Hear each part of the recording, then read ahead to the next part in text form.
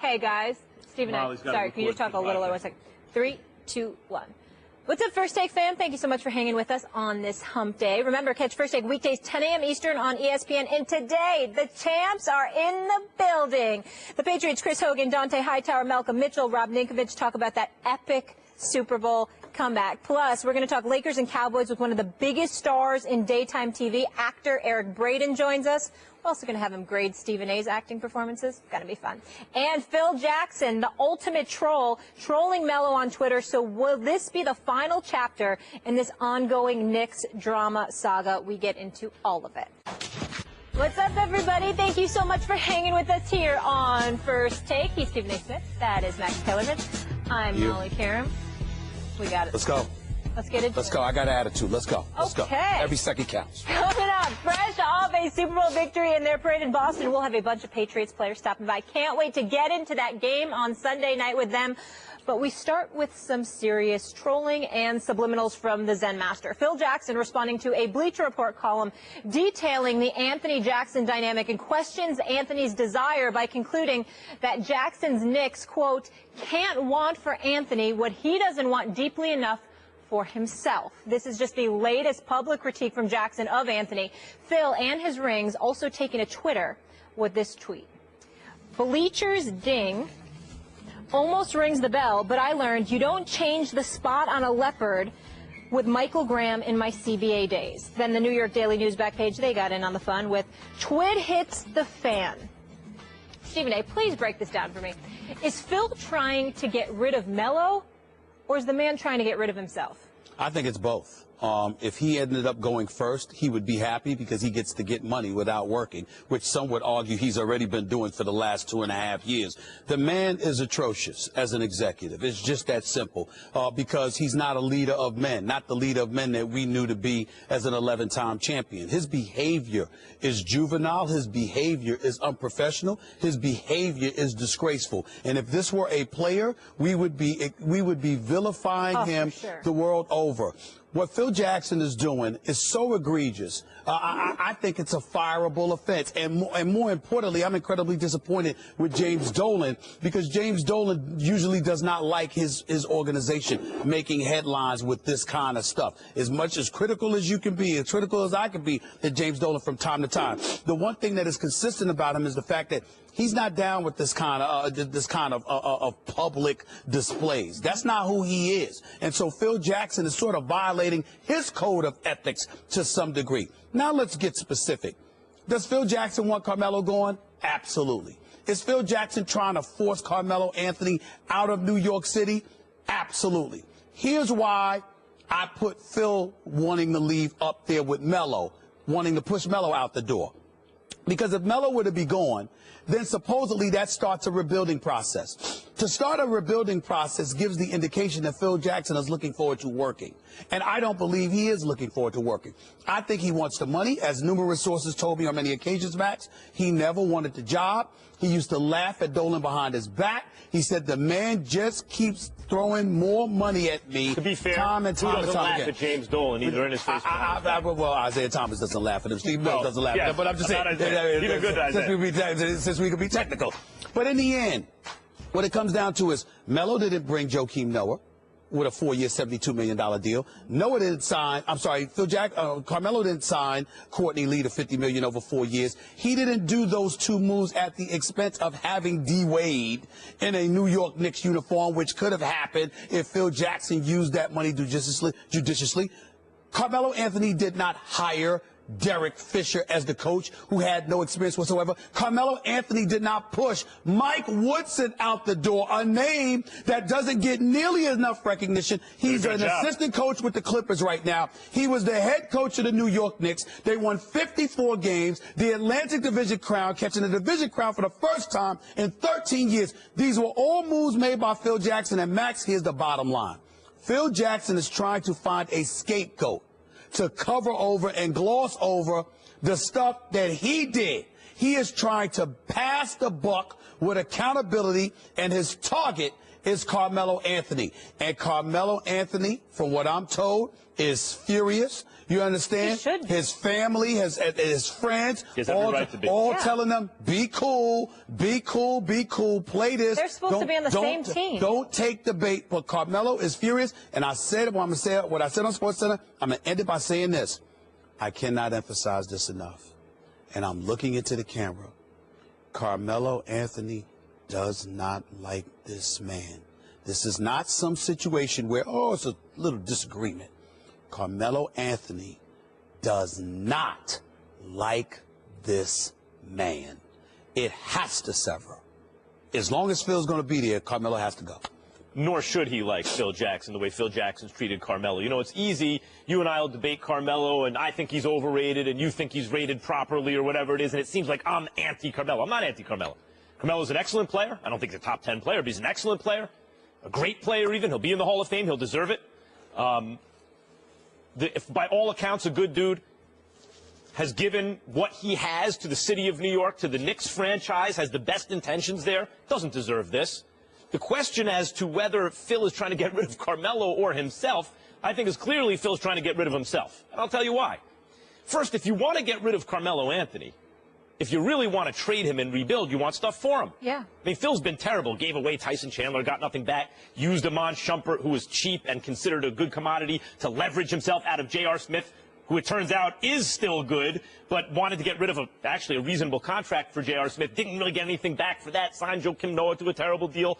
You know, all those things. He doesn't get value for his assets, and he's made bad decisions. If you really want to move Carmelo, what I would do, what any sensible person would do, you'd sit down with Porzingis and Carmelo. You say, you are the future. We're obviously not ready to win yet. This is what we need to do. This man has to be, meaning Carmelo, the centerpiece of the offense. We want to get as much back for you as possible. In return, you know, we're going to run the offense through you. Your stats are going to look great. We're going to try and win as much as possible, make it look as good as possible, inflate the asset. You want to go to Cleveland or L.A.? You know, we think we can get Kevin Love from Cleveland, or maybe we could even get Blake Griffin from L.A. He's going to be a free agent. Things haven't always been so smooth there, hurt a lot, all those kind of things. Maybe we could even dream big like that. That's what you would do if you're really trying to get rid of Carmelo. That you try to talk him out of the no-trade deal, not try to force his hand. What you don't do is deflate the asset by telling the world how bad he is. That's where I'm lost. Wouldn't you be building him up? Yeah, if you're trying to trade him. Right. What Phil is trying to do is get fired because he's about halfway through with that $60 million deal. He'd like the rest of the $30 million without having to work, it seems to me. And what's the tip-off? The tip-off is the Kevin Ding article in Bleacher Report. Yesterday we were talking about it. It seems like someone in the Knicks front office probably planted that. When Phil Jackson tweets the next day, Kevin Ding almost rings the bell. Does he think he's being slick? Is he trying to throw everyone off the scent by thinking, but we're all thinking, oh, I guess he wasn't the source for Kevin Ding because Ding didn't get it completely right. That is the most ham-headed any observer who is savvy at all from a distance is looking at that and going, oh, Phil is the source. So why would Phil is not stupid. He's doing things in broad daylight to get himself fired. He's not stupid. But what I think you're not giving enough credence to is his arrogance. Phil Jackson is so arrogant. He believes he's so above the fray that everyone else are mere peons compared to him. I know this for a fact because of how other executives and other, front office executives, coaches, and the like in the league don't like him because of how aloof he is and has been when it comes to them. They look at him and they say, who the hell does he think he is? Because they detest the fact that he's revered as this 11-time champion. He got MJ in his prime with Pippen on the come-up. He had Shaq in his prime with Kobe on the come-up. He had Kobe in his prime with Gasol on the come-up. Phil Jackson is the luckiest coach in NBA history. You could sit up there and talk about Red Auerbach because he had the Bill Russell, the Bob Cousy's, and everybody else, but he kind of built that because the NBA was a different game. Was he also one of the greatest coaches in NBA history? Yes. So he's both the luckiest and among the greatest. Me personally, I take nothing away from Phil Jackson, the coach. I think there's something to be said for knowing not to mess it up. And I think Phil Jackson deserves a boatload of credit for that. But how he treated people along the way is well documented. Just ask around the NBA. He's not particularly well liked. He doesn't care. Let's be clear about that. He got his own clique and no one else really matters. But it's relevant from the perspective that when this is one of the things that I've always held against Phil. And I'm sure Phil was mad at me because he walked by me without answering a question one year back in the day after he wrote a book on Kobe. I called him out on it. Here's why I called him out on it. You win championships. You decide you're stepping away from the game, and then you write a book about Kobe. To me, that's a betrayal. It's similar to what I believe George Karl did. And I like George Karl, but I don't believe you do that. And I think Phil did that, and then when he was coming back, Kobe was willing to mend those fences because after Phil was gone, they weren't winning. Kobe wants to win championships. And he put winning ahead of it, which elevates a level of credence with Phil as a coach. Yes. But it also highlights him as a person. And it highlights him as an executive who doesn't have to coach. The only other time. That's what I'm saying. Saying that Phil Jackson's lucky like Doug Collins, a lot of other coaches had a lot of those players. The only one out of all those players you mentioned, Shaq and Kobe and Jordan and Pippen, the only one who won a championship without Phil Jackson was Shaquille O'Neal, and that was with Dwayne Wade and Pat Riley. Mm-hmm. That's right. And that was one, and that's it. Well, everyone else needed Phil to win championships just like he needed them. Which is why I would say again, to reiterate and close it, Phil Jackson deserves all the credit in the world as an 11-time champion, even though those things I highlighted about MJ, Pippen, and beyond are accurate. But what it points to is the level, is what he is, as what he appears to be, rather, as a person. Because, again, the writing of the book, the things you were willing to say, and then on top of it all, you become an executive, but you're trying to coach from the stands. He's trying to get rid of himself, I claim. I mean, obviously both, but more one or the other. He's trying to get rid of himself. What are you saying? Agree? Yes. He's trying to get rid of himself, yes. right? Trying to get himself fired. But along the way, he don't mind getting rid of Melo, too. Sure. That's how bad he is. Sure. Fair enough. Well, if you're leaving, who cares what happens to the franchise? We're going to continue this conversation, but I want to bring in somebody else's take. So this is obviously just the latest public critique from Jackson of Anthony, who, let's keep in mind, the Knicks, at Phil's request, have shopped to other teams in trade talks. Here's Charles Barkley talking about Phil earlier today with Greeny and Golick on Mike and Mike. I don't think it's gone as bad as people are making it out to be. Tell me. I think what happened to Phil, he took two chances, and it just didn't work. If Noah and Rose played well, the Knicks would probably be a high seed in the Eastern Conference. We'd be having a totally different conversation because now he's stuck with Rose. He's stuck with Noah because he got him for 3 more years. But until he gets rid of Carmelo, he's really just screwed. And I think that's what got him madder than anything. All right, so Sir Charles saying the Zen Master hasn't been that bad. Max, do you agree with Barkley? I completely disagree with Charles Barkley. And what he knows about, what he's forgotten about basketball, I'll never know. I'm not challenging Charles Barkley's basketball knowledge, although anyone who thinks the Joakim Noah signing had any upside is out of their mind. I mean, like, that's insane. Joakim Noah was finished last year, you could tell. 3 years ago, he was mine and everyone's among their favorite players. He's exactly what you need on a championship-style team. Did anyone watch him last year? He was done, stick a fork in him, done, and Phil gave him a 4-year contract for $70 million. That was a stupid and terrible idea. The one thing, he took a gamble on Derrick Rose. Of course, he actually gave up serviceable talent to get him. The one thing you can give Phil Jackson credit for, and only one, is that he delegated responsibility in such a way that he drafted Kristaps Porzingis. Although even then, that was the 4th pick in the draft. So the top 3 blue chip guys that everyone knew were going to go 1, 2, and 3. Karl Anthony Towns was going to be 1. Then the question was, Okafor, D'Angelo Russell, who would be 2, who would be 3? After that, it could have been Porzingis or a bunch of guys. And the leader in the clubhouse in terms of what people felt was Porzingis. But give Phil Jackson credit. There was a draft. 3 other teams, or 2 other teams, because Towns was going to go 1, passed on Porzingis. Phil Jackson's team grabbed him because he trusted his people. He deserves credit for that, and that's a big thing. And that is it. He has made a mess of everything else. The personnel decisions have been awful, and that is the reason the Knicks stink. Because they have a solid coach. They don't have a good enough team. Well, first of all, we don't know if Jeff Hornacek is solid.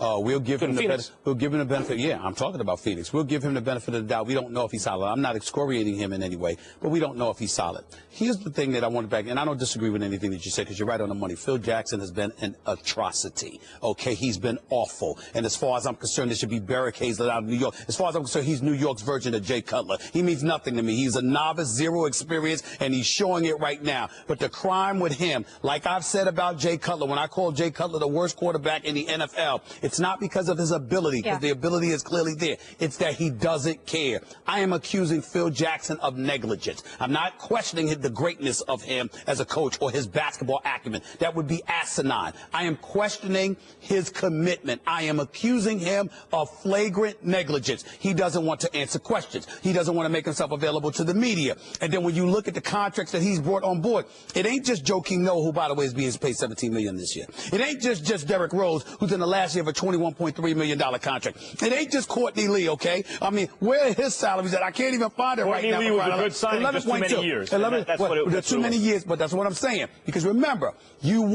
it's the fact that you gave him too many years. You could have got a guy like Dwayne Wade, who's a champion, who would have been in your locker. And this is what the crime. Nobody brought this up about Phil. There's two things that are very, very important here that needs to be mentioned, which is why I completely disagree with Charles Barkley. That's why I wish he was here to debate me, because I'm telling you, I would have called him on this. It's two things with Phil.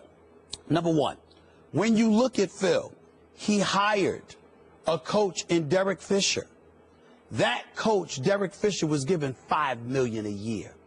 You had to give him $5 million a year because you failed to convince James Dolan to give Steve Kerr more than $4 million a year. All right? And less years, by the way. You can't pull that off, you Phil Jackson? You couldn't prioritize Steve Kerr, but you found a way to prioritize Derek Fisher? You think Kerr would have taken the money to go to the Knicks instead of going to Golden State? No, I don't. But at the time, you remember, they beat you to the punch, because even though change was coming, at the same time, it was clear. And once they paid Kerr, that set the market. Now you had to pay There you go. So you got that going on. But the biggest thing that never has been brought up about Phil, and this is what bothers me about every damn body in the NBA, they don't bring this up enough.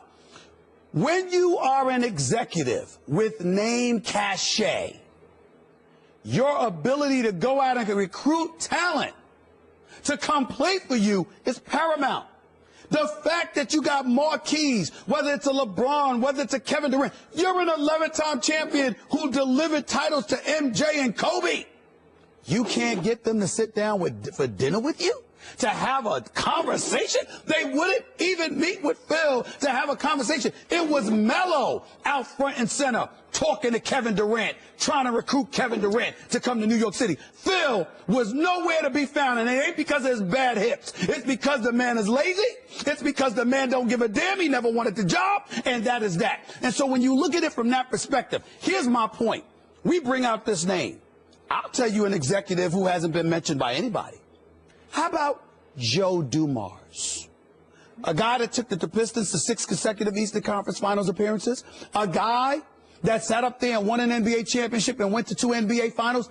That dude. Now, granted, he's vilified because he drafted Darko Milicic instead of Melo or Bosh or D-Wade, but he did have Tayshaun Prince. They had just won a title, or they were en route to a title, rather. And as a result, it was like, yo, I paid Tayshaun this money. I still would have taken one of the three. It damn sure wouldn't have taken. I wouldn't have taken Darko Milicic. But at the same time, after the Frederick Weiss debacle in New York, when you consider this man's resume, you're talking about a guy that's proven as an executive. We never hear that name. But Phil Jackson, who never picked up a damn phone to make a deal because he was busy coaching, by the way, all of a sudden commands $10 to $12 million a year. He's been asleep at the wheel. He's been asleep at the job. And one of the great things is that I heard New Yorkers finally coming to their damn senses and booing this man the other night, because he deserves it. I brought up Pat Riley earlier, and Phil Jackson's among the great coaches in that Lakers history, and so is Pat Riley. And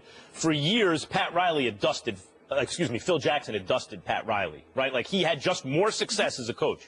Now do an analysis of who's coming out ahead, right? Like, because as an executive, would Pat Riley ever allow that to happen under his watch? Pat Riley would never do that to a player. Pat Riley. Ever. Pat Riley was the guy who came off first with Mourning and Hardaway, then with Shaq and Wade, then with LeBron and Wade and Bosh, and because he cared about it, because he poured his heart and soul into it. And he doesn't devalue players. And he doesn't devalue them publicly. He values the relationship, at least for a time, and Phil Jackson has made a mess of this. Pat Riley doesn't have anybody worth noting. LeBron is gone. D. Wade is gone. You know, Chris Bosh is ailing, obviously, and he's not going to be there. And somehow, some way, the Miami Heat are on an 11-game winning streak. They're going this way, devoid of talent. They're going this way, which speaks to the greatness of Eric Spoelstra as a young coach, tutored by Pat Riley. And the organization. And the good organization. First class organization. Right. This is a disgrace. It's a disgrace. Speaking of the mess, we want you guys to weigh in at home. Whose side are you on here? Phil Jackson or Carmelo Anthony?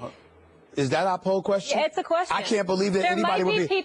There can't be anybody that would be on Phil Jackson's side. There can't be. Maybe it's 11 rings. It should be 0%. Listen, I'm with you, especially after listening to YouTube for the last 15 minutes, but there might be someone out there who's still on his team. Yeah, I figured you'd say that. Do I get a couple of practice shots? No. Damn. He said no. Look at your shirt so you come. He's the boss. I don't need change. I'm not scared of you, man. I'm not scared.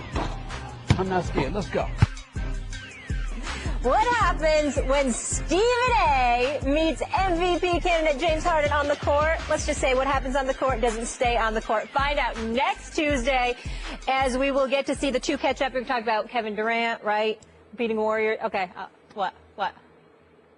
Can we ask folks not to watch that episode? No, is that it's possible? next Tuesday right here. You sure what you say next Wednesday, Thursday? No, next Tuesday. Wednesday, Thursday? Tuesday, Stephen A. Lacing him up. Oh, I can't wait. Is there any Get way, your popcorn ready, kids. Is there any way that we could keep from showing that video? No. No way. Sorry, sweetheart. No way. It's out there. No way. You can't look out for a brother. I mean, we can't help me out. I thought he tricked you into it. You asked for it. Not really. Maybe you're setting us up, and maybe you called. Not really. Trust me when I tell you, I would deeply appreciate it if we didn't show that video. I really would. I really would. I mean, could y'all do a brother a favor? I mean, can we show me some love, please? Please? Pretty please? It's up to Good Molly. TV. It's good TV. That damn James Harden. I'm going to get him. I'm going to get him for this. I can't wait. So that's Tuesday. It's going to be fun. Let's get into it right now. Then we're going to stay with the association and Kevin Durant, who will be making his first appearance as a visitor against the Thunder on Saturday, and says he expects the crowd to be rowdy. Durant also noted the, quote, fake drama that was created between he and Russell Westbrook in regards to a comment he made about the Warriors being unselfish. KD and Mark Stein, the floor is yours, gentlemen. I know they're going to be, rowdy in there, man. I've been a part of some of the loudest nights in that arena, so I know it's not going to be the friendliest welcome, but like I said, I can't wait to see the people that I really built relationships with over my time there. And, I'm sure fans that I got to know throughout my time playing there, even though they might not cheer for me out loud, I'll give them a wink, and they know what we had deep down inside. So I realized that early on in the season, I was doing an interview with someone, and I used the word unselfish describing my teammates here, the Warriors. And someone asked Russell a question, asked if he heard what I said about being unselfish, and he phrased the question as if I was saying that the Thunder and their organization and the team was selfish. And once I heard that, I was like, well, they're trying to get in between this thing and make it bigger than what it is. Obviously Russell wasn't going to hear that interview I had about me just talking about my teammates I have now. And, someone in Oklahoma City phrases to him as if I was calling them selfish. So, it's that easy. It's that easy for the media to twist something up and for the media to, make a feud between us. That's just the appetizer there. You can see the full conversation with Durant tonight on SportsCenter after the Bulls and the Warriors game. Stephen A., what's Durant doing here? Well, he's passing the buck. It's just that simple. First of all, major props to my man Mark Stein for getting the interview. He's doing an exceptional job covering the Warriors the way that he's done. Always proud of the work that he does. And Kevin Durant, to be fair, may be absolutely right as it pertains to that little nugget that he's pointing to. But the reason why I say he's passing the buck is because he's trying to use that point to generalize from a macro perspective in regards to what the media is trying to do. Exactly. The media ain't trying to do a damn thing, Kevin Durant. You did it when you left. And you didn't even have the decency to see him face to face, man to man, and tell him. Or for that matter, pick up the phone and tell him. You decided that he was going to find out like everybody else found out with the news. And that's what put Russell Westbrook back. So understand, let's put this in perspective. And it's very, very important that we understand this. Because it's not like Kevin Durant. It's not the Kevin Durant that we know. He may not have been intentional in doing it. It may have been very, very hard for him just to look this guy in the face that he called his little brother all of these years and say, I'm leaving. But the reality is Kevin Durant's actions left Russell Westbrook hanging. I'm not talking about Russell Westbrook playing without him. I'm talking about he left Russell Westbrook hanging in terms of Russell Westbrook answering a bunch of questions as to why Kevin Durant left. For months, people were saying to Russell Westbrook, he left because of you. You still got people to this very day, including people on the Warriors who will remain nameless, who sat up there and said that man knew he could never win with Russell Westbrook. Russell Westbrook's too selfish. Russell Westbrook doesn't want to pass the ball. Russell Westbrook wants to be the alpha male on the team. Kevin Durant ain't down with that. He wasn't going to win, blah, blah, blah, blah, blah. This is what they said. So you put the character of Russell Westbrook under a microscope as if he were responsible for one of the top 2 greatest players on the planet departing from the Oklahoma City Thunder. That is what Kevin Durant did. He did that with no regard for how it would impact Russell Westbrook. We're just lucky that Russell Westbrook has been so professional that he has handled it with very little fanfare in terms of the quote that he's willing to give. But Kevin Durant, good person at all, great basketball ambassador, one of the top 2 players on the planet, that same Kevin Durant that I could sit here and praise till the cows come home, left his brother hanging. And you don't do that to your brother. That's what Kevin Durant did, so he can hide behind the media all he wants to, and he might be right with this little nugget right here in terms of that specific question and the quote about the selfishness and all of that stuff. But from a macro perspective, he's trying to blame the media for stuff that he is responsible for. Kevin Durant did that, nobody else. So we largely have the same thing to say on this topic. Sure. I mean, when Durant says there was, they're trying to get in that space, the media is trying to get in that space, KD, why is there space there in the first place? There's space there in the first place because you left him high and dry when you left town. There's space there in the first place because one of the reasons you left, as I said at the time, the kind of mythology of hero ball that came from the Michael Jordan era is that, who's going to take the last shot? Who's going to be the so-called closer? And on the Warriors, it was pretty obvious that the guy who took the last shot was the open man. And that's the kind of basketball Durant wanted to play. He didn't want to play hero ball. He wanted to, if he's open, he'll take the shot. If Steph, if Clay, if Draymond's open, they'll take the shot. That appealed to him, and that is a less selfish way of playing.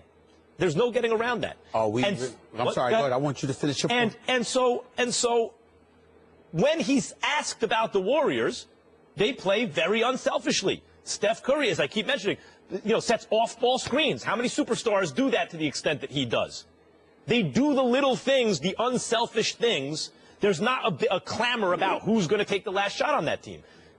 That appealed to Kevin Durant. Now, when you say that about Golden State, it will naturally be compared to where you came from, right? I mean, of course. Yeah, it's going to look like a shot, even if it's not. And it's an issue, and while I agree with you that Russell Westbrook has handled it perfectly so far, clearly that was an issue on the Oklahoma City Thunder. That it comes down to hero ball at the end. Will it be Durant or Westbrook? And Durant wasn't having that. So does it sound like a shot at Westbrook? Yes, but when you compare the 2 situations, of course it's a shot at Westbrook. There's no getting around that fact. So that when Durant says the media is trying to do something, kids, be careful, be very suspicious whenever you hear someone constantly blame the media, who, by and large, most members of the media, is there manipulation? Do we like it?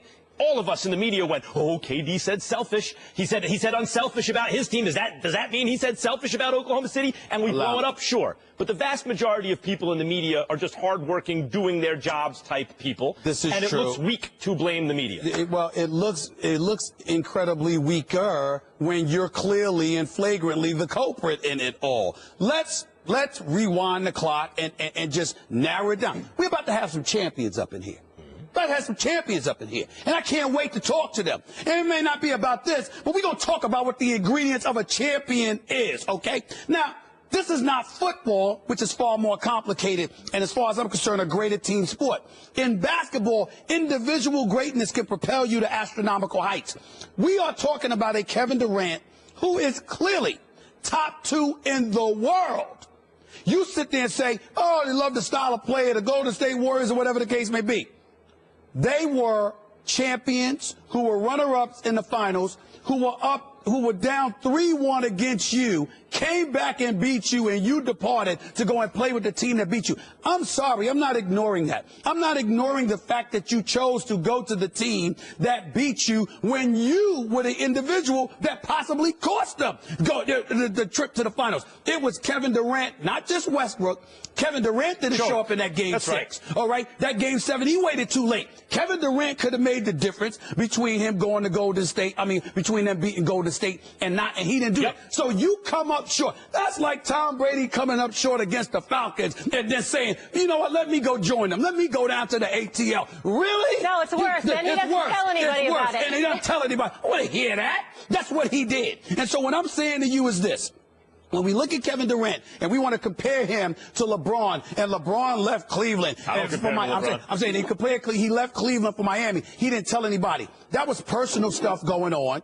He didn't feel like he had teammates. And on top of it all, he didn't have the greatest relationship with the owner. It was documented, so he decides to depart for South Beach. In the case of Kevin Durant, this is the dude that was hugging Russell Westbrook. This is my little brother, telling the media to be quiet, calling Mark Cuban an idiot, and all of this other stuff because of what he said about Russell Westbrook. And then after you lose, you turn up and you desert him like that? I disagree with your characterization that it's that much different. Yes, Durant is joining a team that's already the formula has been baked in already, and he can just join it. And that's different than putting a super team together, as LeBron essentially did in Miami. However, the big picture is LeBron said he wanted to go to a place where he could win as many titles as possible, and didn't just go to Miami, but joined Chris Bosh. Stop that. Going to Miami. Don't compare the two. It was basically the same thing. Don't compare the two. It was a superstar looking for an unfair talent advantage in order to win a championship. I've covered the NBA. Basically the same thing. I've covered the NBA for 20 years. Can I get the last word on this? Of course. LeBron departs for Miami. He, Wade, and Bosh never, ever played together until they arrived. Kevin Durant joined a machine. The Splash Brothers already won a title. With Draymond Green already went to back-to-back titles. Already won a title. They already had. I'm talking about they played together. Yeah, that's it. It makes it a big deal. Not the big picture. That's a big deal. We've got no chill today. Pachulia knocks down Westbrook, then stands over him. He hit me on the heart. Sorry, I'm gonna get his back. I'm gonna play that game. Russell Westbrook promised to pay Zaza Pachulia back for a hard foul. On the same night, he announced he no longer speaks with Kevin Durant. Don't miss the fireworks this Saturday night in Oklahoma City when they go head-to-head again. Here's Westbrook. Two-hand jam. The Warriors and Thunder. Coverage begins at 7:30 Eastern on ABC and on ESPN Radio. The champs are here. Joining us now, Patriots wide receivers Malcolm Mitchell and Chris Hogan in the house. Congratulations, you guys. Thank you. I know you probably still haven't gotten any sleep, so I've been dying to ask this. Now, if anybody can pull off a comeback in the Super Bowl, of course, it's the Patriots, it's Tom Brady. It's the third quarter, 2 minutes left. It's still 28-3.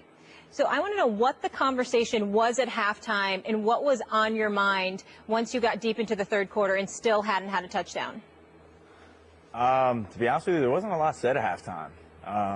You know, we knew we didn't play the greatest, first half of football that we've done and played in a while. So, we knew we had to go out and make some plays. We made the adjustments. Bill, Josh, they came and talked to us what they were doing. We knew what we had to do. And, a lot of the guys were just, talking to ourselves, amongst ourselves, saying that, you know, this is gonna be one heck of a story. You know, What were they doing when you say this is what they're doing? We knew what we had to do. What were those things that were different? they were playing. I mean, they played a lot of man. It became a man game.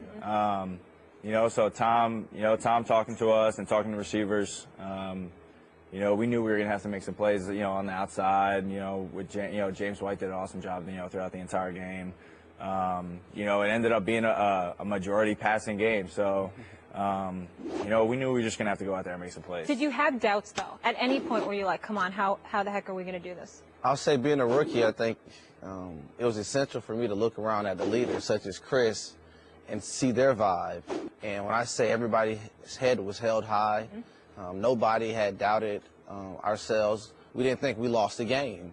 We thought we still had time to go out there and give it 120%. Let me interject, because I get that. You got to be confident, no doubt. But it wasn't just that you were down 21-0. It was that pick six by Tom Brady, which had never happened. You trying to tell me even when that happened, y'all had no doubts whatsoever? It was tough. I mean, I'm not gonna lie. I mean, we were down the red zone twice, and we had a couple turnovers. You know, that's tough. You know, when you turn the ball over like that in a big game, I mean, you know, your percentages go down. You know, winning football games, but you know, that's the great thing about that team. You know, this team, this locker room, the guys in that locker room. You know, you looked around like, yeah, I mean, we were a little bummed. I mean, we didn't play a great half of football, but there was no quit in anyone. When Tom Brady, y'all said Tom came and spoke to y'all in the locker room at halftime, got the receivers. What exactly did he say to y'all? Yeah, go ahead. Well, I remember Tom coming to the receivers and telling us he's going to need us to start making some plays for him. And obviously, as a team, we needed to make plays all together. How does that work? Like, you look at Dion Lewis, had that big game where he catches one, he runs one back, he runs one in. Yeah. Then it's James White, right? Like, you know, maybe Tom Brady. Was James White the MVP, by the way, real quick? Was he the MVP? Or Tom Brady says he was the real MVP. Was he the MVP of that game? He played awesome, I think, yeah. Yeah? Because so how do you do that as a New England Patriot? The culture is like team, and everyone's very disciplined in where they're supposed to be, but I imagine you need some ego to ball. And everyone has their day when they ball, and they must be feeling themselves. How do you balance that on that team? I need you guys to make these plays for me, and guys are making incredible plays, and yet remain disciplined enough to just do what you're supposed to do. I mean, I think that's just the culture of that locker room. Yeah. You know, everyone. I mean, you know, everyone's gonna have their day. You know, to make some plays, and you know, James White, that was his day to make the plays, and Tom and him were on the same page the entire game, and you know, it's just about that culture of just really, I mean, do your job and find a way to win, and I mean, that's really what it is, to be honest with you. And all those guys are willing to do whatever it takes to win a football game. Before we let you get out of here, you know, I always hesitated to put Tom Brady #1 because I'm a Joe Montana guy. That ended Sunday. I think Tom Brady's the greatest quarterback I've ever seen. I mean, I'm done. I'm not fighting it anymore. I concede he's the greatest ever. I am sitting across from a man who says that your quarterback, who is the league MVP, I'm sorry, not league MVP, who is the Super Bowl MVP, your quarterback, Tom Brady, is going to fall off a cliff within the next 12 months, that's right, and he's not going to be what he is, which is the best. He doesn't really mean it. By the way, I already had him as the greatest quarterback of all time. I didn't need this Super Bowl to call him the greatest quarterback of all time. We're talking about the clip. But yes, in the next 12 months, and the reason I say it is no one's ever balled after the age of 41. It's no chance, man. The guy's a machine.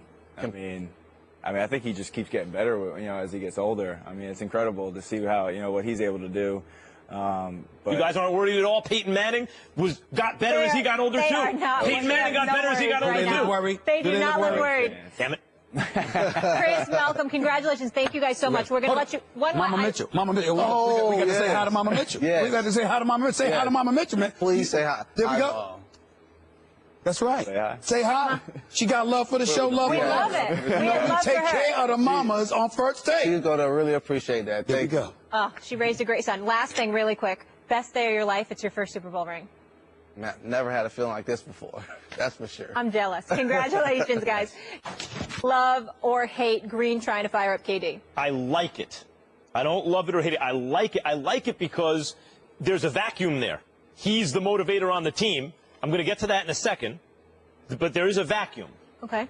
Before I get to the vacuum, let me say that there are teams throughout history where that motivator, that enforcer of the kind of culture of the team is not the best player. Bill Laimbeer, or even a guy who's really good but on a stacked team like Singletary, right, for the Bears. That guy can be the enforcer of the culture. He can be the vocal one. He can be the motivator. And that's what Draymond Green is for the Warriors. But Draymond Green's not only that. Draymond Green's also the leader of the team. And that's okay, too. He's a very good player. He's good enough to be the leader of some teams. But the issue with Golden State, when you really think about it, how could they possibly lose even last year to LeBron and the Cavs? How might they lose this year, if that's even possible, if you can imagine that? It's that that character I just described is not one of the best two players on the team. He's not even LeBron and Wade that first year in Miami had some problems because LeBron was the best player, but Wade was the leader. Even that dynamic caused some problems, or maybe even OKC. Durant's the best player, but Westbrook's the leader. But here, neither Steph nor Durant is that guy. It's not even Clay. It's Draymond Green, who at best is the fourth best player on the team. And that speaks to a weakness of the team, I think, to tell you the truth. So I don't hate it because Draymond is filling the vacuum. And because players of his caliber have been that guy on teams who've won championships. But he's more than just the motivator or the enforcer of the culture. He's also the de facto leader because the best two guys, I don't think, are. It's a simple answer to this question. If you want the Golden State Warriors to win, you absolutely, positively love what Draymond Green did and what he said. If you don't want them to win, you hate it because what you saw Draymond Green doing with Kevin Durant is why Kevin Durant's about to win an NBA championship. That's why. Because what you have is somebody who is qualified to get in his face and demand from him the greatness that we all know is inside of him. Nobody on OKC was in a position to do that. Russell Westbrook, as great as he is, was still a head case in terms of youth. So as a result, even though he was the alpha male in terms of his competitive fervor, that old school competitive fervor that Paul Pierce swears only him and DeMarcus Cousins has in today's NBA game, compare that to whatever you see everywhere else. It's just non-existent. It's one of those situations where you're Kevin Durant. I'm going to say this again. I don't care where you go in the world. Outside of LeBron James, you can't find another player better than Kevin Durant. And some could argue as a talent, Kevin Durant is like the Aaron Rodgers to LeBron James, Tom Brady. So when you look at it from that perspective, you have to think about what Draymond Green is doing here. Draymond Green is no scrub. Draymond Green, you brought up Bill Laimbeer. You know what made them so valuable? You know why they were able to be leaders? Because they were willing to do the dirty work you weren't willing to do. It's not about talent sometimes when it comes to leadership. It's about what are you willing to do to elevate us to the promised land? What sacrifices are you willing to make? All in the interest of winning. You have a situation where at Draymond Green, Game 7, NBA Finals last year, 32, 15, and 9. He shows up when it counts. In the throes of everything, he's also willing to put in the dirty work. He's willing to get his hands dirty. He's willing to get his feet dirty. He's willing to do a whole bunch of stuff. And what he said was Kevin Durant, by getting in his face, he is letting Kevin Durant know that no matter how great you are, that wasn't good enough. That's why you're here. You're wrong on a couple of counts. Hold on. That's why you're here. Because what your greatness is, it wasn't good enough. That's why you're here now, and this is what is required in order for you to capture the chip. And if he was the best or second best player on the team, that doesn't would be have more to be effective. He doesn't have to well, be. We'll see. I mean, it didn't work last year, did it? Well, Draymond actually got himself suspended well, in that's Game true. 5. Well, that's your true. leader. That fiery guy the fiery guy is fine. He can be that. Yeah. He's not just the fiery guy. He's also the leader of the team. But we're talking about the conversation. So there's two things you're wrong about. We're not talking about, him getting ejected. We're talking about the conversation with Durant. Right. And I'm expanding it to point out the weakness on the Golden State Warriors. If they win, it will not be because Kevin Durant has finally figured out that whatever's inside him has to come out. It'll be because they have an overwhelming talent advantage coupled against the rest of the league, including the Cavs, coupled with an excellent strategic system. That's why eventually they went to Game 7 and barely barely lost at home last year without Kevin Durant. Then they added Kevin Durant. It just may be too much for the rest of the league. I disagree. Whoever had to go to Michael Jordan or Kobe Bryant or Larry Bird or Magic Johnson to try to draw that out of them. No one had to. We know that. Either you have that, and that's part of who you are, or you don't. Kevin Durant went to Golden State partly because, as I keep saying, he doesn't want to worry about who takes the last shot. He wants the open man to take the last shot. And if that's him, that's the way basketball probably should be played. And if that's Kevin Durant, then he's fine taking it. But the idea that there's some kind of requisite fire that Draymond's going to draw out of him, that's a flawed idea.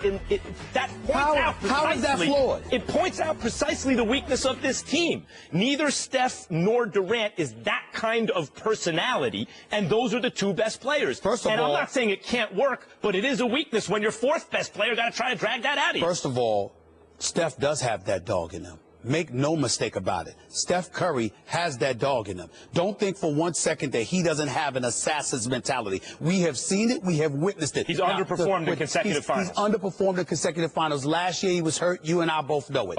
Last year he was hurt, okay? But he has... and the finals before wasn't terrible. Hold on. Forget all of that. He has underperformed in NBA finals. That is fair. But he does have that dog in him because we've seen it in postseason competition. We've seen it when people have gotten in his face and tried to challenge him, and LeBron screamed on him. He walked away. That's one guy, Max. Yes, that's the number one guy you got to beat. I said playoffs. Well, you have to beat him now. You None beat of him those other guys matter if you're Steph. Forget all that because I want to get to my matters. other point. I want to get to my other point because LeBron is 6'8", 250, locomotive, and he got in the little dude's face. You think Isaiah Thomas cared about that? Excuse me. Isaiah Thomas had the bad boys to help intimidate him. You think if he didn't, he'd care? Let me ask you a question. First of all, I'm going to say this again.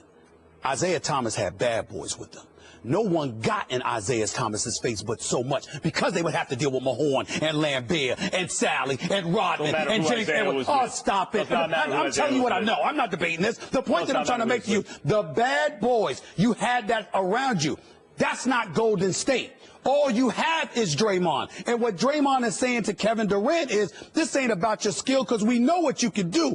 It's about you having that little dog inside of you. But either you got it or you don't. No one can talk you into that. No, wait a minute. When Kevin Durant being 6'11", with a 7'6" wingspan, who can pull up from 30, who's got a handle, who can average 30 in his sleep, you might not have to be the rough rider, but you do have to have that little something inside of you at the moment it's called for. Now, he says, quietly, not publicly, he said, hard for me to do with Russell Westbrook. Draymond is like, you don't have that excuse now. We don't want to hear that. That's what I'm saying. By the way, which is why you should love it. No, that's why you should love it. Because Draymond is doing what he has to do. That's the appropriate thing for him to do. That's why I like it. But I don't love it because it points out a larger issue with Golden State. If that wasn't the issue with Golden State even before Durant, they'd have won last year. They have the greatest half-court offense in the history of basketball by far, and they couldn't score a basket in the last 4.5 minutes at home in Game 7. But that's the point. And now they got Durant. He's the same kind of guy. I'm trying to answer your question. It wasn't a question. The point is it's Game 7. Without that, they were in Game 7 of a back-to-back NBA Finals appearance. So if that's all the difference is, and a conversation that may be uncomfortable with Kevin Durant is all it takes, you can't sit there and say that might be a bad thing. No, I like it. I'm not saying I like it. There's more we want to get to, guys. And speaking of the finals and Durant, we were thinking about the backlash he would get if the Warriors didn't win the title, and then the praise LeBron James would get if he and the Cavs were to repeat as champs with that new super team. Do you think there's more upside in LeBron winning or in Durant losing the title, Max? In more downside for Durant losing or upside for LeBron winning? It's actually upside for LeBron winning. And I reject the comparison of LeBron to Brady and Durant to Aaron Rodgers, because LeBron's actually more talented than Durant. I mean, Durant's a more talented scorer, that's all. LeBron is a brilliant passer on the level of a Magic or a Bird, Jason Kidd type brilliant passer, but in a power forward's body, who's also like the fastest guy end-to-end in the NBA. I mean, the measurables, big and strong, the whole thing, and can score, and can shoot better than advertised. LeBron's the most talented and the best, and the biggest winner at this point in the NBA. I don't think Durant's in his class. But I'll say this. If LeBron, after an historic finals performance without Kevin Love or Kyrie Irving, who took the Warriors 6 games in a Jordan-esque performance without those guys, And then he got those guys back and beat a 73-win team down 3-1 and beat them on their home floor in Game 7 by blocking a shot and then icing the game with a free throw on a bad wrist after he missed the first free throw, made an adjustment, clutch on the line. If LeBron James beats this Warriors team that improved over last year with Kevin Durant, he is squarely back in the Michael Jordan conversation. If Durant loses, that's bad. But we cut guys some slack first year on a super team. Just like, I know it's different because they've already won together. Even I don't know about this super team. He's going to get cut some slack in this sense, Molly. He'll get killed this year. Yeah. But then he'll be back next year and the year after that. And eventually they'll win a couple championships. And it will be a mark against them the way it's a mark against LeBron in Miami. But eventually you can cover over that. But if LeBron wins this, the sky's the limit. The upside is infinite if he beats this Warriors team after having beaten it last year and wins the rubber match. Game, set, match, LeBron. First of all, you're wrong. Secondly, you don't know that to be true because what if the Cleveland Cavaliers found a way to get Melo without having to give up Love or Kyrie? Then will we be saying that? No. Yes. So let's wait until the trading deadline transpires, see what happens, and then maybe we're able to make that proclamation. But there is no doubt that this would be a catastrophic, devastating blow to Kevin Durant if he were to lose this game. Let me get this straight. You are up 3-1 in a Western Conference Finals. You lose Game 5. You choke in Game 6. You show up too late in Game 7. After hugging your little brother and telling him we're going to come back and get them next year, you depart for the very team that beat you a month later. After you do that, the very next season, you go to that team who won an NBA championship, who's been the back-to-back NBA Finals with the greatest shooting backcourt in the history of basketball, with Draymond Green and Livingston and Iguodala and the crew still there. The only difference is you in replacing Andrew Bogut and Harrison Barnes, and you lose in the finals to the Cleveland Cavaliers or earlier. It would be disastrous. Kevin Durant could never shake that. No, it would be huge. Oh, no. There's no denying. I don't want to hear that. There was no denying that would be a tragedy of epic proportions for Durant. Stop right there. Tragedy of epic proportions. Tragedy of epic There's no denying it. The reason it's an interesting question is there's also no denying the enormous upside for LeBron. And what we're doing here is debating which would be bigger. And I'm telling you, the biggest prize in all of sports, that's across every single sport, is Michael Jordan, who is the Michael Jordan of basketball. That's true. That's Michael Jordan. And LeBron's chasing the highest mark in the history of known athletic competition on earth.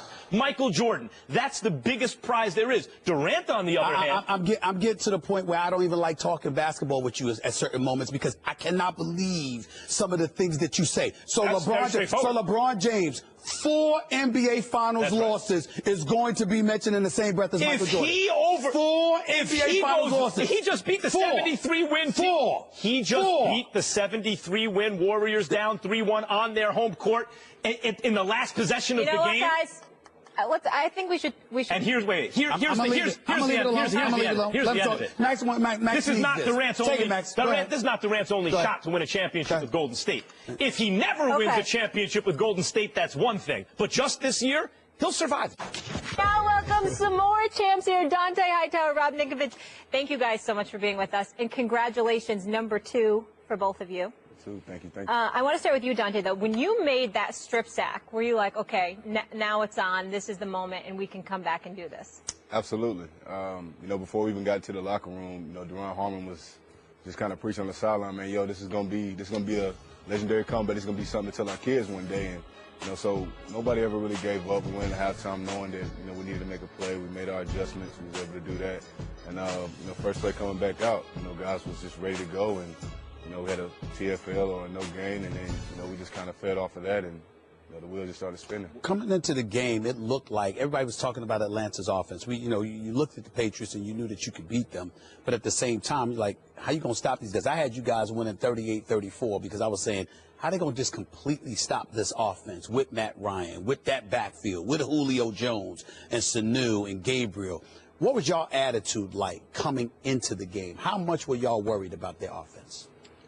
We knew what they have. They have a great offense. Obviously, they have a great quarterback, great receiving crew, and then obviously their backs is, is a two-headed monster. So we knew it was going to be hard, but what we did a lot of the year was, not necessarily trying to stop guys, but making it hard for guys to score, making it hard for guys to be productive, and making guys do things that they're not usually doing.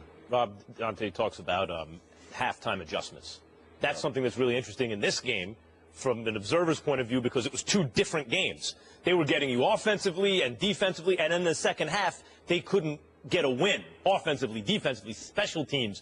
It seemed like Coach Belichick he did something at half. Something happened at the half. What were those adjustments? Well, we came in at half, and I think everyone had the understanding of, if we go out there and we play like we did in the first half and the second half, we're going to lose this game. Yeah. And you don't want to go out like that, especially the way it was going. It was almost embarrassing. It was a feeling of like, this isn't going to happen to us because we're a better team than this. And we made the adjustments. What were they? Again, there's multiple things that early in the game, they were able to run the ball. We had to stop the run. That was something that we knew, that the running backs were fast and they're very explosive. And I give both of them credit. They're both very good running backs. The first play, just how explosive Freeman is, it was amazing. So again, just coming into the halftime and really just regrouping and understanding that the first half is over, it's halftime. Let's just reset. And the second half is a completely different game. It's a new game. Mm-hmm. So you almost had to just restart a new game for the second half and forget about the first half. And we knew that if all three phases played together and for each other, one play at a time. It was going to take one play at a time, because if you start thinking, okay, 5 plays from now, what happened last play, it's not going to work. So that one play at a time mentality and everyone coming together, heart, mental toughness, everything. No, I'm going to get to the worry factor in one more sense. I'm done debating Tom Brady. He's the greatest ever. I can't deny it anymore. I tried to hold on to Montana. I just can't do it. Not after what I saw Sunday. He's the best ever. But when you saw Tom Brady throw that pick six, it's one thing when other guys make mistakes, but this dude is pretty close to flawless in postseason. The higher, the bigger the moment, the more this dude shows up. The attitude that you guys had at that particular moment in time when Tom Brady threw that pick six was what? Shit, we got to have his back. We got to go. We got to get the ball back to him. It's been countless times. I've only been here for 5 years. There's been countless times where Tom has pulled the defense, threw us a ladder, threw us a rope. So, it's football. It's part of it. And, I think that's part of having a good team, is being able to whenever the other side of the ball is having adversity, the other side being able to stand up and bring the other side with it. And that's been the story kind of this season. The wide receivers said that Tom Brady spoke to them. Did he say anything to the defense at halftime? Anything at all? No. There was no rah-rah. There was no, we got to go. There was none of that. We knew that we played bad. We knew that there was going to be adjustments, and we knew that whatever those adjustments was, that we had to be perfect, and we wasn't perfect, then there was no chance. What I imagine did speak to the defense is when Collins was traded in the middle of the season, when the defense looked good, and you guys are always a powerhouse, and here you go again, and it's not like you guys are struggling in the season. Then all of a sudden, a guy who, from afar, it was like, boy, that guy can ball, gets traded. What kind of effect does that have on the team, especially the defense? Well, I think that in this game, we all understand that there's certain things that are out of your control, and you can't control them. And if you try to think about it and control it, it's not going to help your game and how you play. So, for us, I think the best thing that we do is we just come to work every week as a group, and we just try to reset each week as a new week. After is that why the win, Patriots seem like a different, one of the things that I imagine is impossible preparing for the Patriots if you're another team is it's a different team week to week, depending on what you are. The NFL, it's about matchups. It's about scheme. It's about, what teams are running. So you have to be smart. You have to adjust. You have to adapt. You have to have players that can adjust. You have to have players that can play multiple positions. And I think that our coaching staff does a great job of understanding what talent, where guys need to be, what guys can play certain roles, and that's why the Patriots have been good for so long. I think we have a great group of guys on top of a great great group of coaches who understand how to put us in the best position, and then you got the best coach of all time. Last thing, and then you guys have to go. You both won one Super Bowl before in 2014. What is the difference, though, winning this? You had the Deflategate drama earlier this season, and then that type of comeback. How much sweeter was this one than your first? A million times. I mean, obviously, you know, the first time of anything is overwhelming. But you know, again, like you said, for the adversity that we had in the first 4 games, and then you know having 3 different quarterbacks, and obviously not having Rob and having guys, you know, put in certain situations who weren't ready at the time, but you know it didn't matter. And the way that they responded and how well they did obviously showed, you know, how well of a team we are, chemistry. And I mean, it just means a lot. And I know it means a lot for Tom and, you know, what he's going through. And I mean, it just feels good. I mean, that's life. You know, like there's going to be adversity. There's ups and downs. There's things that hit you you're not ready for. And you look back on them, you're like, wow, that was a blessing. I'm a stronger person mentally than I ever was, you know, because of those ups and downs and those obstacles. So this team, the mental toughness, the heart, you know, it really showed in that game. I can't even front. I'm a Steelers fan. And I'm a native New Yorker, and I'm proud of y'all. Yes. Congratulations, you guys. Thank you. You deserve it I'm a all. Giants You fan earned and a it. native New Yorker, and I hate you both. Yo, everybody get up! Everybody get up! Everybody needs to understand that I'm more than simply a hype man for this rap group. Just like Geico is more than just a company that can save you money. Geico also has fast and friendly claim service, so they can help you when you need it most. And while I do love being a hype man, I also love reading for children's audiobooks. Like Little Bo Peep, she lost the sheep, and she don't know where to find them. Go! Geico. Expect great savings and a whole lot more. Our next guest is a legend in the game. Eric Braeden has played Victor Newman on The Young and the Restless for 37 years. He does not look like it, though, let me tell you. He's here to promote his new memoir, I'll Be Damned, How My Young and Restless Life Led Me to America's #1 daytime drama, which features a foreword by our own Stephen A. Smith. Very cool. Please welcome Eric Braeden to the desk. Thank you so much for being here with us. Thank you. You know, it's a pleasure sitting here. I watch this damn show all the time. You do? Well, Stephen A. and now Max. Yeah. Did you lose a bet? How did that happen? So, where are the cameras? It's following you. Trust me. Yeah. You're live on the air, my man. Are you serious? Yeah. Yes, you are. The cameras anywhere. Yep. There's cameras. I Don't don't worry. act until I see the camera. You don't need to act. Tell us about this book. That book is written from the heart, Okay. you know, and covers my long history growing up in wartime Germany under the bombs. The city I was born in was 96% destroyed by the end of the war. They threw about 500,000 bombs on it during the war.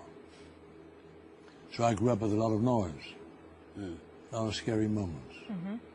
And then it goes to my coming to America at the age of 18. I had just turned 18. And I remember the viewing at 6 in the morning of the Statue of Liberty coming into New York Harbor and seeing the skyline. For a little boy from Germany, that is incredible. And that was the vision that most immigrants who came to America had. It's an overwhelming vision. What made you write this book now? I've been prevailed upon by a number of writers who had interviewed me and my family, and my age, I'm 49 now. And so one thing led to the other. I have very strong political views, as you know, yes, but I didn't get into that too much in the book because you offend too many people if you do. I love sports. I'd won the German Youth Championship in discus and javelin and shot put before I came to America, and then won the U.S. Championship in soccer in 1973. And I love American sports. Love football, basketball, track and field, love boxing, your bailiwick, and love to listen to you rant and rave about all kinds of people. Love it. You have an eloquence, both of you. So eloquent. I mean, you never miss a beat. That is incredible. I got to give you kudos for that. You know, you're a bad man. I'm gonna roll with that, Max. I'm gonna roll with that. Max, I'm gonna take that. I'm gonna take that, Max. I'm gonna take it. And I understand you were a Lakers fan. Why were? Do I need to explain that? Yes. You do. When Jerry Buss was there, the Lakers were, you all know that, yeah. Wonderful team. Uh-huh. And then the mythical father died. And then the old Greek mythological story of the son trying to undo the father. And what he did stupidly is throw out all the people who were associated with Jerry Buss, with the father. Magic was gone, Jerry Buss was gone. None of them were consulted. Because the little boy had been hurt by them. He had been ignored by them. So he is taking revenge, I think, on the success of the father. What culpability does the father have here, though? Because, I say this because, I was just in L.A. doing a radio show, largely about the Lakers, for almost 6 years. He left his dying wish, and the way he structured the team was that Jim, his son, would be in charge of the personnel decisions and Jeannie the business. And in order for the Lakers to succeed going forward, those two would have to have a relationship where they communicated with one another. Almost as though, look, here's the franchise and this should keep the family together. But in so doing, because they haven't been communicating, the franchise sunk. And it's essentially tragic. In other words, I understand the father's wish to bequeath all of what he has accomplished onto his son. And I sort of understand, I guess, the father's desire to say, to hell with all of that, I make my own mark. And he has made it disastrously. So the point is that one is no longer interested in the Lakers, couldn't care less, don't care anymore. That's sad. Let me ask you this. Yeah. How do you feel about the fact that Jeannie Buss has decided to now bring back Magic Johnson as a consultant? And do you wish Phil Jackson was back there in any capacity? To be frank with you, I do indeed. Phil? Phil should be back. Oh. Why shouldn't he? In what capacity? I know that you, obviously, because of his experience with the Knicks, don't have too high of an opinion of as an executive, what he has done. Not as the coach. Executive. He's a great coach. He should be a coach. He should be a coach. Okay. Smoke a joint or two and sit on the bench and, you know, be a coach. What the hell? So, you understand? Hey, man. You understand? So, that would be wonderful. And Jeannie should be in charge. That's my opinion. Do you like the fact that Magic Johnson is back as a consultant? Wonderful. Absolutely wonderful. Wonderful. See, as a consultant, man brings such light and energy into any organization. Wonderful. But as a consultant, I wish he was more empowered, is what I'm trying to say. I don't know if him being a consultant does anything for the Lakers. Well, what else could he be? The GM? Yeah, I'd say I wish he gave him control of basketball operations. But aren't you worried? Does he want that job? That's a good question. Aren't you worried, even with Phil Jackson back as a coach, that the league has changed so much as a result of rules changes and the new style of play, the spread, pick-and-roll style of play? Even when the Lakers went back-to-back most recently, there was some triangle, but there was a lot of pick-and-roll, that maybe the game has, the style of play has passed Phil by? I don't know enough about the subtleties of basketball. All I can tell you is that Phil Jackson came back, Magic came back in one capacity or another. That would uplift L.A. enormously. Even if Phil Jackson was not that good of a coach anymore, who knows? I don't know. Do you know? That Phil Jackson can't coach it? Has the game changed that much? It has changed a bit, yes. It has changed. The style of play has changed a lot, and Phil's ideas aren't so efficient anymore, it seems. So, and Phil's allergic to coaching a team where he has to where he's devoid of a superstar. He doesn't want any parts of that. Yes. You got to have at least one superstar for him to want the job. You're talking about Michael Jordan and Kobe. Later on Kobe and all that. That's right. I see. Well, but doesn't that apply to almost any coach? Speaking you want to be successful in sports, you need to have a good coach, but the coach needs to have damn good players. I don't care who you are. If you have mediocre players, you can't go very far. That's all. Speaking of damn good players and superstars and super teams, Kevin Durant joining the Warriors. Are you with your friend over here that was the weakest move he's ever seen? By a superstar. You're on the record, Eric. Would you want to live in Oklahoma City? Running. No. Would you want to live in Oklahoma? No. Well, then, would you rather live on the West Coast? I'm not talking about the sun shines all the time. Well, he could have went a few places. He could have went to San Antonio. He could have gone to LA. L.A. He could have went to Miami. He could have went to L.A. That's right. He could have went. He could have went several places. He should have gone to L.A. Which one? Which LA Jim team? Rush should have exited as Durant came in. So he should have went to the Lakers, not the Clippers. No, not the Clippers. Why not? I don't like the Clippers. Well, what's wrong with the Clippers? The Clippers are very good. I don't like them. This man is correct. He has impeccable taste. Go They ahead. are interlopers in L.A. Right. I have never really, couldn't stand the original owner. Couldn't stand him. Sterling, was that his name? Yeah, Donald Sterling. Couldn't stand the guy. Me neither. And I'm an old Laker fan. I've watched the Lakers since 1962, when Chick Hearns was sitting there at a wooden table in the old sports arena, commenting on the game. What is, given the fact that there's some apathy about the Lakers now in L.A. generally, what excites you most about it? I see that you're a careful observer about sports before we even went on air. You were making astute observations about boxing. What right now in all of sports excites you the most, interests you the most?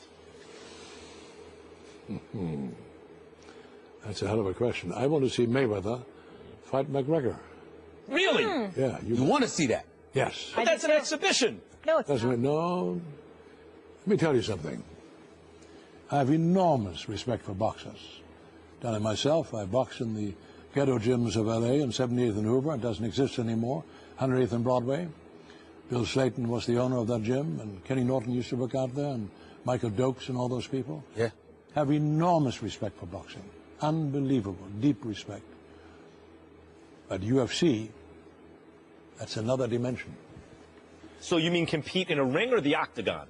The octagon. Well, no. Wait a minute. McGregor is not just going to box him. Oh, well then Mayweather has no shot. 1 second. If he boxes him, that's a joke. Right. He needs to go boom. But isn't it equally a joke if they are in the octagon? That's right. Why would you want Mayweather in an octagon? That's very unfair. You want to put him in a triangle? Well, why would you want McGregor in a ring? Because he thinks he can Steve beat Lane. Mayweather. What? He thinks all he has to do is catch catch Mayweather, and Mayweather will fall. Mayweather knows there's nowhere on earth he needs to be in an octagon with McGregor, but McGregor thinks he can step in a boxing ring against Mayweather. That's ridiculous. I agree. We got to put him in a hexagon. Split the difference. If McGregor only boxes against Mayweather, he doesn't stand a chance. Right. Not a chance. Well, Mayweather is the most elusive, technically brilliant fighter I remember. Of all time. Watch them all. I think of all time. We got to leave it there, guys. To the Smile, Stephen A. We're back here with Eric Braeden of The Young and the Restless. I got to tell you, that is a fantastic intro. Thank you. Right? Except it's on the wrong, on your show it is. Right. You're not doing that on General Hospital, are you? No. You better not, Brick. You better not. You better come to my show. All right? Well, you know, I can, no, wait a minute. Cameo. I want you to be my henchman from now. Wait. I can't. I can't. All right, I want you to be my executioner. Okay, so as you just saw, Stephen A. is quite the soap opera star, quite the thespian like yourself. We want you to critique him and help him out a little bit. So I'm going to show you a few clips. He's been on General Hospital quite a few times, as you know. So here's a clip of Stephen A. on the show playing a reporter way back in 2007. Pull those reporters back. Keep them back. Is it true that Senator Carritos and his family are among the hostages? What the hell are you talking about? Gunmen stormed the hotel lobby. We're hearing that they tried to take Sonny's wife. Will this trigger a mob war? Get the hell out of my face. Mac! Your voice was a little higher back then, Eric. It's a little bit different. Well, let me tell you something. You are a real dude. In other words, you play yourself. And the trick in acting, the trick in becoming successful in our business, is to play as much from your core as possible. Don't try to imitate anyone else. You're you. That makes a star. Except, my man, you're on the wrong damn show. You're in the wrong show. You know, listen, I grew up watching General. I've been watching General Hospital for 40 years, man. What? But I've been watching for General Hospital for 40 years. You're my man, so now I try to get into some Y&R too. But, you know, I mean, General Hospital is what I did. I can see you already as my henchman, Victor Newman's executioner. You're already getting multiple offers? This is his ego is going to explode, Eric. And eventually what we can do is put a mustache on you. You take over my part. I sit there. Max and I will. We can work that out. We might be able to work that out. We can talk about it. So, Eric, that was just a quick cameo. Now I want to show you his true character, now Brick, the recurring role that he plays on General Hospital, and get your thoughts on his progress. You mean you're playing it without that? You're a bad man, Brick. What did you expect? From you, only the best. What happens next? When a DA gets a call from Rivera, you'll be the first to know. DA's nervous. Rivera's even more nervous. Damn right they're nervous. They pissed you off. Okay, Rivera just hung up, but he's gonna call back. Great job. Always a pleasure, Sonny. Always a pleasure. You know, I wanted to make fun of this. I can't. You're good. You are good. I got to tell you. And you're also playing with a very good actor. Maurice Bernard is a wonderful actor. So, but you're good. You're real. The biggest trick in our business is to be real as you can be, given the phony parameters within which we work. That's tough, you know. So get on the Greyhound bus and come out to L.A. Well, we definitely entertained coming out to L.A. for different reasons, but I definitely squeezed in an opportunity to moonlight. You know, as a soap opera dude. That wouldn't bother me at all. I'll put it next week. We may have to be, first take basis may have to be in L.A. half the month. I think so. Through the winter. I think so. Maybe we should just be in L.A. January through April. Yeah, snowbirds, yeah. All joking aside, I'm impressed. I really am. One more for you. Yes? One more. So our final clip, this is from last week, and it got a little heated between Brick and some other henchmen. All you got to do is point and listen. The infrared beam will pick up just about everything else. Almost everything, though, right? Didn't I just say that? I said almost everything. You can't understand the difference. Oh, my bad. I was just trying to, find out its limitations for me and my partner, that's all. But it does need a window, right? I was getting to that. Yes, it needs a window to work. Put that down. They taped our morning meeting. That was Billy Miller in the background. Yes. He came from our show. He's a wonderful actor as well. Yeah. You're surrounded by good people. Yeah. But it ain't Young and Restless. So you're still in the wrong place. Well, listen, here's the way I look at it. Maurice Bernard, fabulous actor.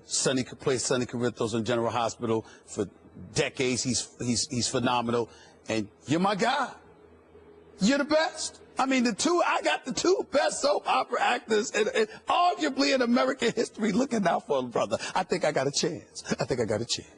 And wait, you're on again today, right? Yes, I am. Today. I'm in General Hospital again today. This is getting sickening. I know. It's got to be over. It's getting ridiculous. Why not? For heaven's sake, are you kidding me? This is ridiculous. What show is that? Oh, stop it. Stop it. Stop it. Eric. Competition makes the world go round. That's right. Speaking of sickening, I know we mentioned that you were a Lakers fan, kind of had to jump off because of what we discussed. Is that the same for the Cowboys, I'm being told? I remember the Cowboys, Landry, Roger Staubach. Those were the Cowboys, you know? Yes. And I have a feeling, as much as I admire Jerry Jones for having created this enormous empire, which he has, he should stay the hell out of coaching. I have a feeling that he probably still comes to the sidelines and tells that carrot top, yes, as you call him, what to do. That's bad. That's not right. Probably calls him now. Probably calls him as opposed to going down to the sideline. Probably calls him. But isn't that the reason that Jimmy Johnson left? Yes. Ego conflict. Precisely. You went carrot top. That's when things go awry. Can't do that. Look at the Lakers. Can't do that. Jerry Jones, enjoy your wealth, enjoy that magnificent stadium, enjoy all the fans you have all around the world, and just stay out of coaching. And what you're saying is that the Young and the Restless, there aren't these kind of ego conflicts like a General Hospital. Are you kidding me? Are you kidding me? I have been blessed to have been on a hell of a show for the last 37 years. That is unheard of in this business, and surrounded by wonderful actors, Millie Thomas Scott, Peter Bergman, Eileen Davidson, Joshua Morrow, who knows a lot about sports. That guy knows a lot about, you should have him on the show, a lot about sports. Great actors, Christophe St. John, wonderful actor, Brighton James. etc. So, been very lucky. You talk about a hell of a show. How about a hell of a story, which I can't wait to read your book. I didn't know any about that growing up in Germany and that noise and how that's probably impacts you in terms of your success today. I was honored when he had me do the foreword for his book. I've known him for years. You're a wonderful friend. I appreciate so much of the advice and the counsel that you've given me throughout the years. I value our friendship, and I'm honored to have had you on the show today. Same to you, my brother. Eric. Max, thank you very much. Thank you so much. Thank you very Appreciate you. I'll be damned. Of course, you'd write the foreword for a book with that title. So fitting. It is available now. Make sure to pick that up. There have always been two schools of thought on Phil Jackson. The overwhelming majority of NBA heads have correctly seen Phil as a master leader, smart enough to get himself in charge of the most talented teams in basketball, confident enough to delegate the X's and O's to Tex Winter, cool enough to earn the respect of the greatest players of all time, and competitive enough to win 11 chips, the master manipulator, succeeding where others had failed, the greatest coach in NBA history. I bought all that. There have also always been the haters, a small contrarian group of small contrarian people who've maintained that Phil Jackson was simply the luckiest man in NBA history. Yeah, he won, but Fred Flintstone could have won a handful of titles with Jordan, Pippen, Shaq, and Kobe. The emperor has no clothes, say the haters. But petty denial of the record has made the haters look bad, not Phil. Until right now, when Phil Jackson's giving the haters their day, he's being exposed, gave away Tyson Chandler, Iman Shumpert, and J.R. Smith, traded for the shadow of Derrick Rose, signed broken-down Joakim Noah to an absurd guaranteed contract, and now his effort to stain the legacy of Carmelo Anthony is staining his own legacy. Yesterday's embarrassment, a straight-up one-sided hit piece planted in Bleacher Report about Melo's lack of championship medal, followed by a ham-handed tweet by Jackson, was just the latest in a string of clumsy and obvious attempts to publicly humiliate a legendarily talented player on his way out the door. Melo deserves better. Everyone deserves better than what Phil Jackson is doing to Carmelo Anthony. It's a bad look, Phil. You want to be remembered as a genius or as a guy who took the money, got in over his head, and tried to sleaze his way to credibility using telegrams in an Instagram world? All of New York hopes you fix the Knicks. But all of sports is watching you fail and watching the way you're failing. And history is judging harshly. No question. And it keeps getting worse. Tarnishing his legacy. Excellent well done, final as take, always, Max. Thank you, sir. By Max. You can check them out on our First Take and Twitter pages. That's how you close the show. All our final takes live there. Thank you, everybody. All the Patriots. Eric Braden. We'll see you all tomorrow. Thanks so much for listening to the podcast. Catch First Take weekdays, 10 a.m.